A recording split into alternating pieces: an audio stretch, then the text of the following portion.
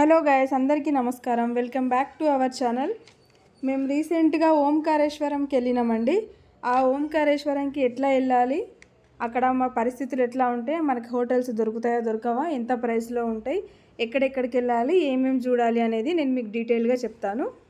ఓంకారేశ్వర్కి వెళ్ళాలనుకునే వాళ్ళు ముందుగా ఉజ్జయిన్కి వెళ్ళాలండి. హైదరాబాద్ నుంచి ఉజ్జయిన్ వచ్చేసి 875 కిలోమీటర్లు. దీనికి బస్ ఫెసిలిటీ ఉంది అండ్ ట్రైన్ ఫెసిలిటీ కూడా ఉంది. మనకి నెంబర్ ఆఫ్ ట్రైన్స్ ఉంటాయి అవైలబుల్లో. మనకి ద్వాదశ జ్యోతిర్లింగాలలో ఓంకారేశ్వర్ ఒకటి మరియు ఉజ్జయిని కూడా ఒకటి. కాబట్టి ఉజ్జయినికి వెళ్తే 2 జ్యోతిర్లింగాలని చూసే అవకాశం ఉంటుంది. ఎవరైనా ఓంకారేశ్వర్కి వెళ్ళాలనుకునే వాళ్ళు ఉజ్జయినికి ప్లస్ ఓంకారేశ్వర్కి రెండింటికి వెళ్ళేలాగా ప్లాన్ చేసుకోండి. ఉజ్జయిన్ నుంచి 140 కిలోమీటర్లే కాబట్టి మనం ఉజ్జయినిలో కూడా రూమ్ తీసుకోవచ్చు, లేదంటే ఓంకారేశ్వర్లో కూడా మనకి హోటల్స్ అనేవి అవైలబుల్లో ఉంటాయి, ఇక్కడ కూడా తీసుకోవచ్చు. హోటల్స్ ప్రైస్ వచ్చేసి మనకి ఓంకారేశ్వర్లో 600 నుంచి 1200 వరకు, 1500 వరకు ఏసీ నాన్ ఏసీ అట్లా ఉంది. మనకి ఈజీగానే దొరికిపోతాయి, ఎక్కువ క్రౌడ్ కూడా ఉండదు. ఇప్పుడు మీరు చూస్తున్నది గుడికి వెళ్ళే దారి, ఓంకారేశ్వర్ టెంపుల్కి వెళ్ళే దారి. మేము నైట్ ఓంకారేశ్వర్కి వచ్చేసి ఓంకారేశ్వర్లో ఒక సత్రంలో ఉన్నాము. ఆ సత్రంలోనే పడుకొని మార్నింగ్ స్నానం చేసేసి టెంపుల్కి బయలుదేరినాము. మార్నింగ్ 5 o'clock వ్యూ అండి. ఇది చాలా బాగుంది. ఈ టెంపుల్ది నైట్ వ్యూ అనేది చాలా అంటే చాలా బాగుంది. ఒక పక్కన నది, ఒక పక్కన టెంపుల్. మెల్లిమెల్లిగా తెల్లారుతుంటే ఆ సూర్యకిరణాలు నది పైన పడి ఎంత బాగుందో అది చూడ్డానికి చాలా అంటే చాలా బాగుంది. ఈ టెంపుల్ నర్మదా నది ఒడ్డుకుంటుంది. ఇక్కడ మీరు నర్మదా నది, కావేరీ నది సంగమం కూడా చూడొచ్చు.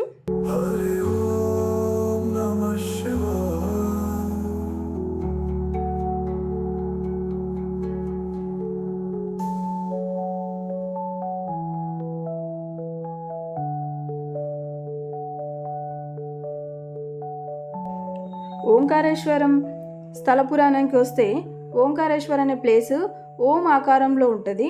అంటే మనం మామూలుగా చూస్తే కనిపించదు, కానీ అంతరిక్షం నుంచి చూస్తే మాత్రం ఓం ఆకారంలో కనిపిస్తుంది. కాబట్టి దీనికి ఓంకారేశ్వరం అనే పేరు వచ్చింది. అయితే ఒక రాజు, మందాత అనే రాజు, ఈ రాజు ఎవరంటే ఇక్ష్వాక వంశస్థుడు ఈ రాజు అన్నట్టు. మన రాముడి కంటే ఒక 10 తరాల ముందు రాజు. ఈ రాజు ఈ ఊరికి వచ్చినప్పుడు, ఈ ఓంకారేశ్వరంకి వచ్చినప్పుడు ఓంకారేశ్వరం ప్లేస్ అనేది ఓం ఆకారంలో ఉంది. ఈయనకు చాలా ప్లెజెంట్గా అనిపించింది ఆ ప్లేస్. ఆ ప్లెజెంట్గా అనిపించి ఈయన ఏం చేసిండు, శివుని కోసం తపస్సు చేసిండు. చాలా సంవత్సరాలు తపస్సు చేసిన తర్వాత శివుడు ప్రత్యక్షమైనాక ఏదైనా వరం కోరుకో అంటే, నాకు ఈ ప్లేస్లో మీరు ఇక్కడనే ఉండిపోవాలి అని వరం కోరుకున్నాడు. ఆయన కోరిన కోరిక మేరకు శివయ్య ఇక్కడ ఉండిపోయిండు. సో ఇది ద్వాదశ జ్యోతిర్లింగాలలో 4వ జ్యోతిర్లింగం.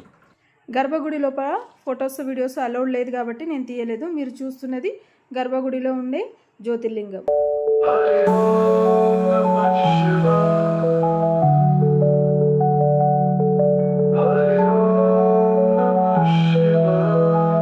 దర్శనం అయినాక అదే స్ట్రైట్గా ముందుకు వచ్చేసి కొంచెం ప్రసాదం తీసుకొని మార్నింగ్ వ్యూ చూడండి ఎట్లా ఉందో. అక్కడ ఒక బ్రిడ్జ్ ఉంటుంది. ఆ బ్రిడ్జ్ పైనుంచి మనం మమలేశ్వర టెంపుల్కి వెళ్ళాలి. ఖచ్చితంగా ఓంకారేశ్వర్కి వెళ్ళిన వాళ్ళు ప్రతి ఒక్కరూ మమలేశ్వర టెంపుల్కి వెళ్ళాలి. కానీ చాలామందికి మమలేశ్వర టెంపుల్కి ఖచ్చితంగా వెళ్ళాలి అని కూడా తెలీదు. ఓంకారేశ్వర్కి వెళ్ళి రిటర్న్ అయిపోతూ ఉంటారు.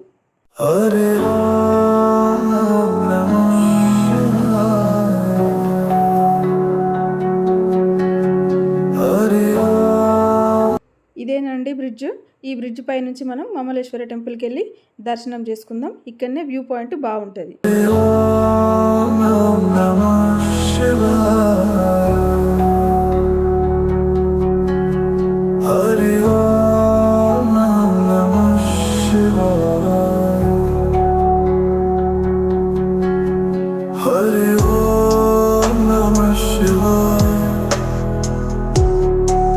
ఇక్కడ మీరు బోటింగ్ కూడా చేయొచ్చు. ఇక్కడ నర్మదా నది, కావేరీ నది సంగమం కూడా చూడొచ్చు. మీరు బోటింగ్ చేసినట్టయితే వ్యూ పాయింట్ చాలా అంటే చాలా బాగుంటుంది. మీకు ఒక కొత్త అనుభూతి కలుగుతుంది అక్కడికి వెళ్ళినప్పుడు. వీడియోలో కనిపించే ఆ రెడ్ కలర్ బిల్డింగే ఓంకారేశ్వర జ్యోతిర్లింగం.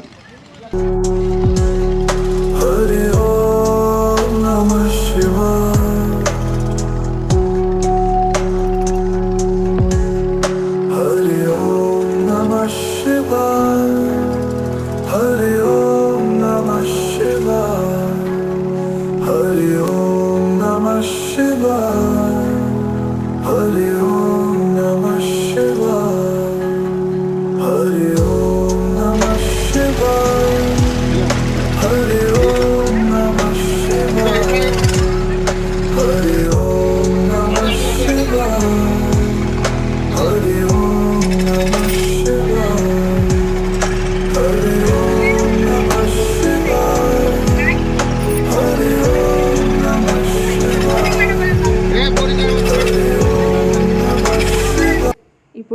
మమలేశ్వర టెంపుల్కి వెళ్దాం రండి.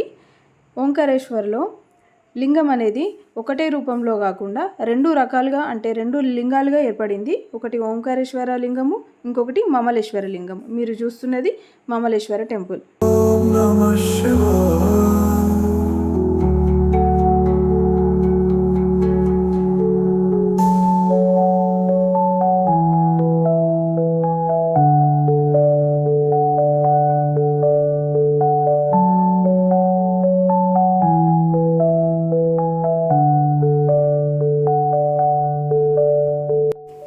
ఓంకారేశ్వర గుడిలో జనాలు కనిపించిండ్రు కానీ ఈ మమలేశ్వర గుడిలో జనాలు అసలుకే లేరు. అంటే చాలామందికి అవగాహన లేకపోవచ్చు ఈ గుడికి కూడా ఖచ్చితంగా వెళ్ళాలి అని. చూడండి, జనాలు చాలా తక్కువ ఉన్నారు.